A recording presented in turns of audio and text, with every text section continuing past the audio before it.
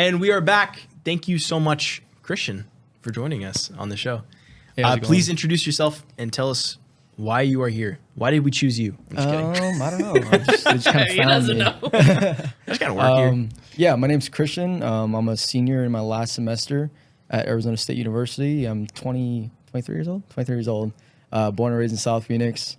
I've been here my whole life. Joined the Army Reserves back in 2022, and just finishing out my ROTC contract and a commission here in December as a second lieutenant. Congratulations. In the engineering corps, so in the Army, so that'll be pretty fun. Oh, we got sound effects. All right. But yeah, That's awesome, yeah, man. no. So I'm pretty excited about that, and Yeah. also, I'm a construction management degree. I'm not sure if I said that yet, and I have a few job offers for that once I graduate. So I'm just excited to get to December.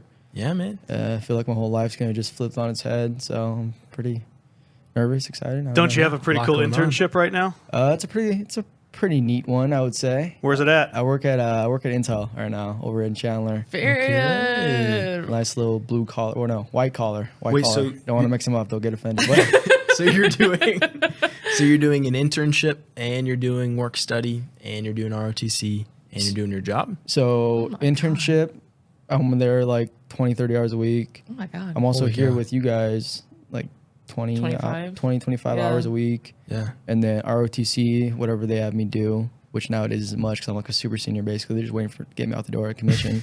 And then also I have drill. So I'm still like in a regular unit Yeah. as like a fake rank now. I was a specialist, but now I'm a fake rank, and then they just have me do like paperwork and stuff. So like Jeez. once a month for like 30 or anywhere from 2 to 4 days, they have me in a unit over in actually on Poly, right by Poly, Hey. at that little reserve area. And Nice, It's yeah. over by like the old Air Force base or whatever. So yeah, Yeah. pretty busy. Pretty You're very busy. Yeah. Yeah, I'll say. How do you have time to do anything? I don't. Yeah.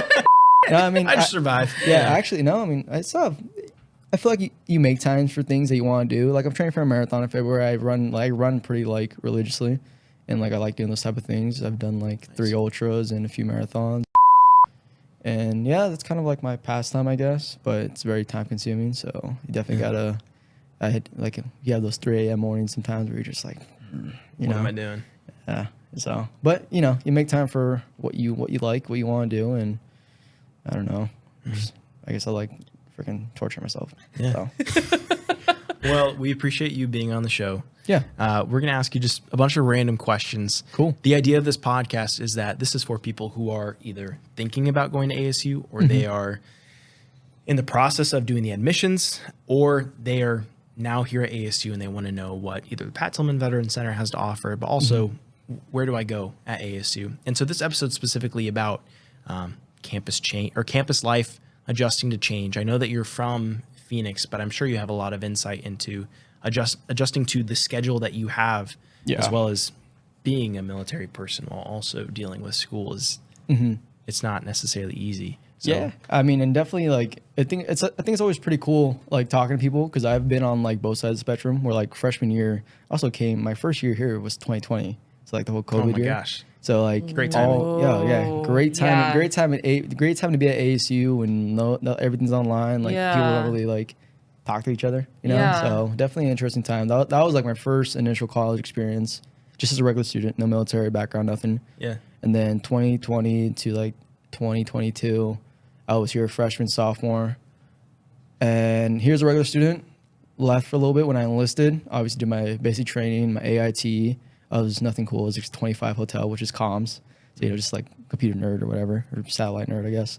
And then came back as a military with like my head screwed on straight. Yeah. And like, oh, okay, actually, that's actually like, before I was kind of just like passing, just like doing my thing, Yeah. but not really thinking too much of the future. But being in the military, that experience in the military kind of really motivated me to like want to come back and actually have like a purpose, even in the military, which literally like first, like, what I want to say, like first week of being back, because I got back before the end of fall semester, I went to the ASU program here for ROTC, made sure I was all set for spring. And then when I went back in spring, I was good to go with my classes, ROTC, and then everything else I had going on. So pretty Yeah. cool. That's actually insane. You had a huge change in the middle of college. Yeah, no, yeah. Enlisting in the military. Yeah, no. I definitely feel like I've had a few different lifetimes. Yeah. I even look at myself like back a few years ago. I'm like, who is this kid? You know? That's really well. And I've only known you like a year, but I'm like, Yeah.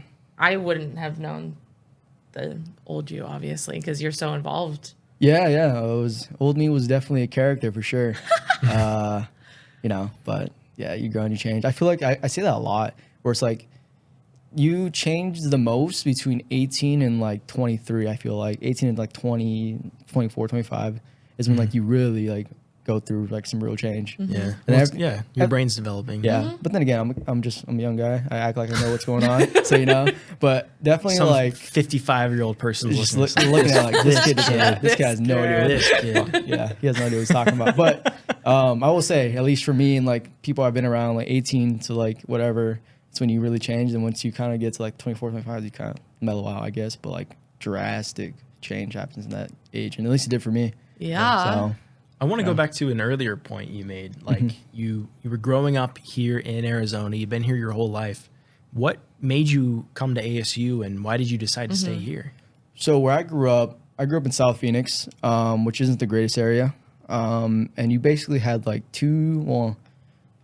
when you grow up in the area, at least the way it was for me, you're kind of looking at life through a keyhole for the most part. And in my head, I had two options. I could either go to work, some like minimum wage job, and just kind of do that and make money and get by, or like go to university.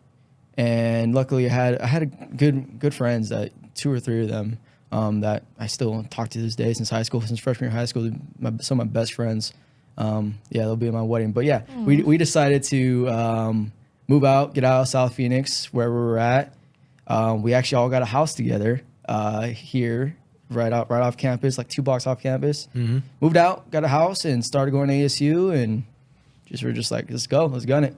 And then yeah, so it's kind of what got me out. Luckily, I had some really good people around me that were looking to get out of the situation we were in, because obviously there's still a lot of people that get stuck there. Some people, a lot who are stuck there. Yeah. So it was literally by the grace of God that I just had those people around me, and just kind of like some little intuition where I just knew like there was more out there. So very fortunate and lucky, in my opinion, that I was able to get out. Yeah. It's pretty great that you had such an awesome support system to be there right with you. I think so From many the people, get-go. Yeah. so many people in your situation would want to leave the state and go somewhere else, and then they're just completely by themselves. And that's, you know, Yeah. that's okay. But Yeah. also like, Yeah. it is hard doing big life changes by yourself. Yeah. So it's great that you had somebody with you. Yeah, no, Yeah. yeah. I had my two, I say 3 because one came by later on, but so it was 3 good buddies, but 2 of them that actually moved out with me, or like kind of like we got a place together. And then my other buddy from high school came a little later on. But yeah, no, yeah, I was just pretty lucky I had that. And it was literally like that. It was literally like, you go to work or you go to Arizona State. Like in my high school, I actually went to ASU Prep, the little small charter school. Yeah.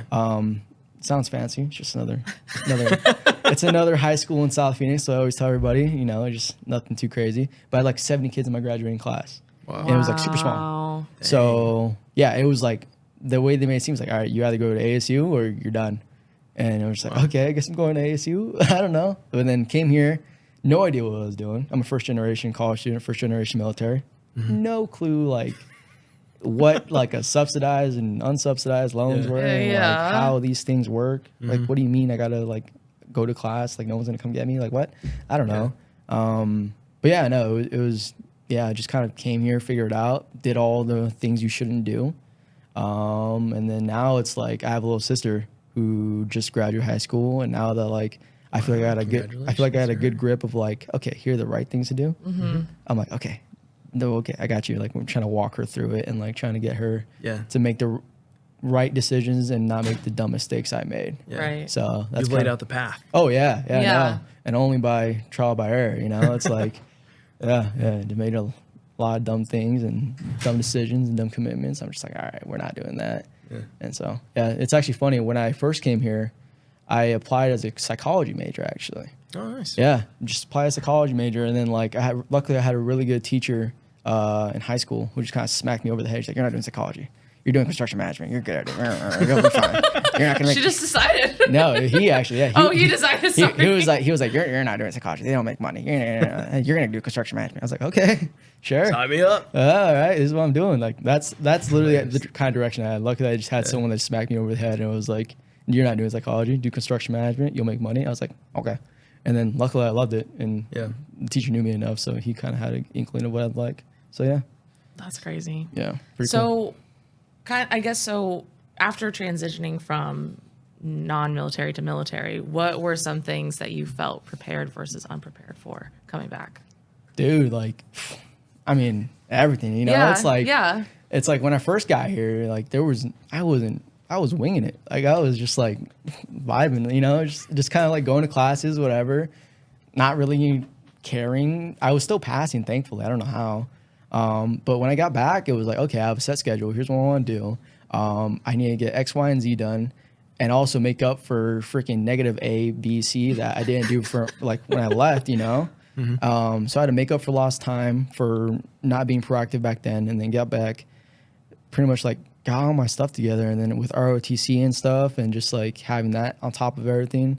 Yeah, no, and just knowing that I was a little bit more behind because of like the lack of preparation, aka with like internships, and just making sure like I'm on track for graduation, and now adding this minor on top of it. And then also the extra trainings that come with being an ROTC and so on and so forth. Like, Yeah. definitely sitting down and like, hey, this is my next like 3-year plan to graduate. Yeah. You know, so like definitely like just having a plan. Like literally, that's what literally everything. It's like I didn't have a plan before. It was literally like, okay, my teacher told me to do this. He said I like it. It's cool. Yeah. And they say I'll make money somehow, and just kind of was doing just literally just like letting life live me, not living life, you know, like, and just kind of like letting it flow through me as I'm just sitting there, like checking the boxes, just barely checking the boxes.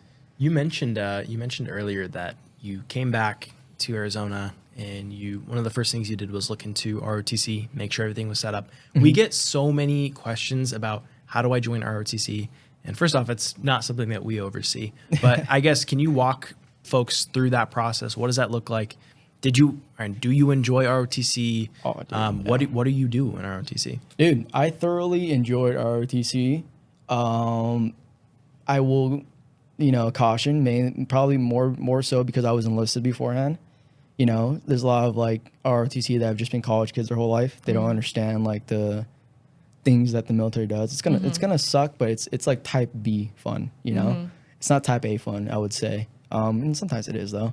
But yeah, no, it's like I literally, at least for me, I showed up, went to the office, talked to Professor of Military Science, who at the time was a full-blown colonel, mind you. So 06, I'm an E3 coming out of training. Yep. So I'm sitting here like just scared. Crap. Yes, sir. Yes, sir. I just want to be a cadet. So yeah, I mean, you just kind of sign up. They check you out for a semester. You don't get contracted right away.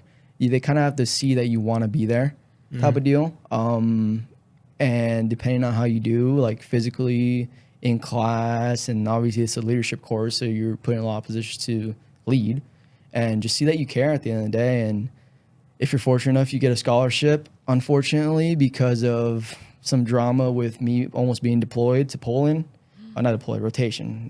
Poland's not deployment. Yeah. Rotated to Poland with my unit because I was still enlisted at the time.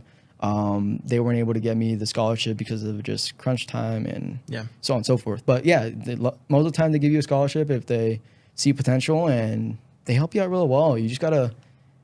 The military is always you get what you give with the military. You know, if you just want to like slide by, not really like care, like all right, then you're gonna have a crap time. But if you actually like halfway give a crap, like it's pretty cool. It's a pretty cool time. I really do enjoy it.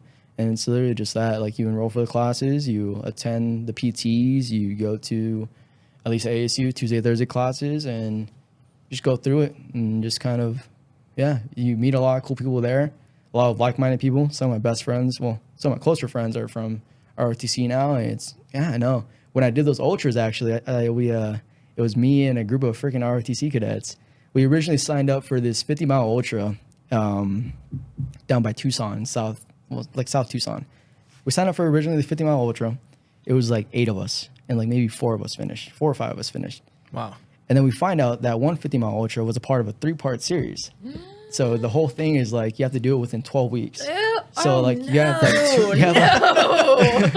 no. so you have like 2 weeks in between to like rehab and also just like kind of train for the next one type of deal. Wow. God. So the 5 of us finished the first one and we're like, do we do the next 2 just to screw around?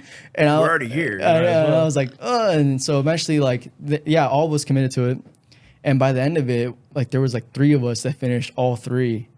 And yeah, you do crazy stuff like that. And you just find crazy people that are like want to do like challenging stuff. Like-minded, yeah. Yeah, no, it was super sweet. It was really fun. And actually, it was a great time because you're out there on the trails. Like you don't, well, at least for us, we didn't really stick together.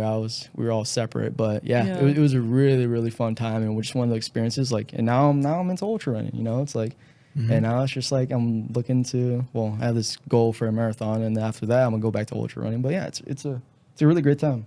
That brings into something I want to talk about. So as you working for us, you are part of a lot of the stuff with us, but the run club that you do? Yeah.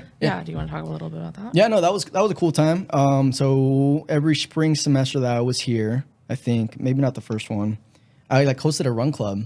Basically we would meet like every Wednesday or Thursday over by Tempe Beach Park, and it'd be like a group anywhere from like 5 to like maybe 12, 15 of us, and we just go for a small run. And it'd be pretty cool because I'm NASM certified, so I was a personal trainer way back when. So it was pretty cool because like I'd be able to like, I was experienced in running, and I also used to be like 240 pounds, like really big. So like I'd be able to help people that are like new and also like experienced at the same time. So like I kind of like been on both sides of the spectrum. Yeah. So it was really cool to like also like kind of like be like a little bit of like a trainer in a sense, kind of sort of not really like, hey, yeah, no, 100%. Yeah. yeah, like they were like, oh, shin splints. I'm like, shin splints, they're normal. Like you'll be fine. You got it, bro. like no, like Just gotta lock in. yeah. But yeah, no, and like little things like that, and just like be able to just help people at the end of the day. Like that personal training background, being a much bigger kid, like growing up, I was never athletic. I was like 240 pounds. I'm not that tall, 5'5", you know, so I was just like a bowling ball. And like That's awful. definitely not, Oh my God. definitely not a runner, you know? Yeah. So now being on like this spectrum where it's like, I'm not like the craziest, fittest guy or whatever, but like, I You're can hold, hosting run clubs. You're doing ultras. I mean, yeah, Jeez Louise. whatever. Yeah. whatever. You know, it's like, nothing. yeah. It's like not a big deal. I feel like, 30 miles. not a like day. that, but like, I feel like running's one of those things where it's like inherently simple, but it's extremely difficult, you know? I look like, No like, one likes running. I know, yeah, that's exactly it. But I look like I like actual athletes that have to train technique and like certain so on and so forth. Like in my opinion, those are the guys that are like actual athletes. Or running, it's just like you just gotta convince yourself every day to just kind of do it, and then like eventually you get good at it. For the most part, that's why I'm always like, I guess I'm kind of an athlete, you know. I guess I just For really, sure. Yeah. I just find a way to convince myself. So, Christian, you are graduating Yeah, this December. Congratulations, first off. thank you. Right? Where's the Fingers crossed. Applause. Applause. Oh.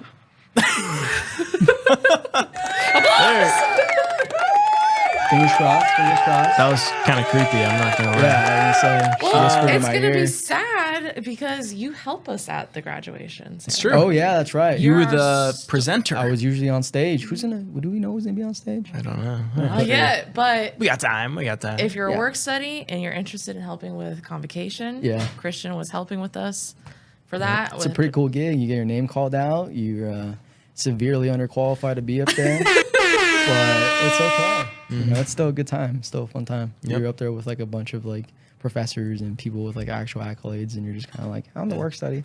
But you know, it's pretty cool. Hey, I'm just happy to be here. It's I an know, important literally. role. Literally, yeah. Well, my point is, so you're graduating. Yeah, this, sorry. guys. So my point is, you're graduating this December. Yes. You're about to go off into the sunset to do your professional dreams, and you're going to get commissioned. So, what words of advice do you have for incoming students who are looking at you and are like, "Holy cow! How do 4 I get years, an 5 internship back years? at Intel? Yeah, how did he? Yeah, how did he do all that? Yeah, I mean, the main thing is don't be afraid to bet on yourself. I have severe like imposter syndrome sometimes, especially when I'm in some environments that I sometimes still look at myself as like that like kid from like ghetto kid from like South Phoenix, you know? Yeah. And especially like coming here initially as a freshman, sophomore, and just like taking out loans. Initially, it was just like, it was really like, all right, I'm gonna bet on myself. I'm gonna take this investment. Like, I'm gonna see what I can do, and screw it, let's do it. You know, it's like it's taking that risk at the end of the day. Like, and luckily, I was, I guess, like ignorant enough to like maybe take those risks without knowing the full capacity of how big of a risk it was. Yeah. But still being able to just bet on yourself, and even if you don't think you can do it, just trusting that at the end of the day, if you really want it to happen, you'll figure it out. You know, and don't be so scared of hard work at the end of the day. I feel like hard work's a very like fleeting asset, I guess. I don't know. It's something that at the end of the day that people are losing nowadays. Yeah. And luckily I had you know, my family, all they know how to do is work hard. That doesn't mean just, well, when that's a twofold, because all they know how to do is work hard. They don't really know how to get ahead, you know? So, but yeah, take that like a little, but definitely just don't be afraid to bet on yourself for a lot of things. I tell people all the time, it's just like, I'm nothing special. Like, in all reality, Don't it's say like, that. no, I mean, no, genuinely though, it's like, I just freaking, I don't know. I just kind of just like, You You're pledged just a yourself, person who and it believed. worked out. I got yeah. really lucky, in my opinion, you know, God bless me. And then, yeah, some hard work helped a lot, and just kind of like, yeah, just taking a bet on myself and just trying not to let that imposter syndrome kind of take over type of deal. So I feel like that was my main struggle, just kind of like allowing myself to kind of just believe in myself. Yeah. So definitely, like, don't be afraid of doing that. Well, thank you so much for being on the show, Christian. Yeah. Thank you for sharing your input and your advice and just giving us some insight into everything that you do, because you are so busy.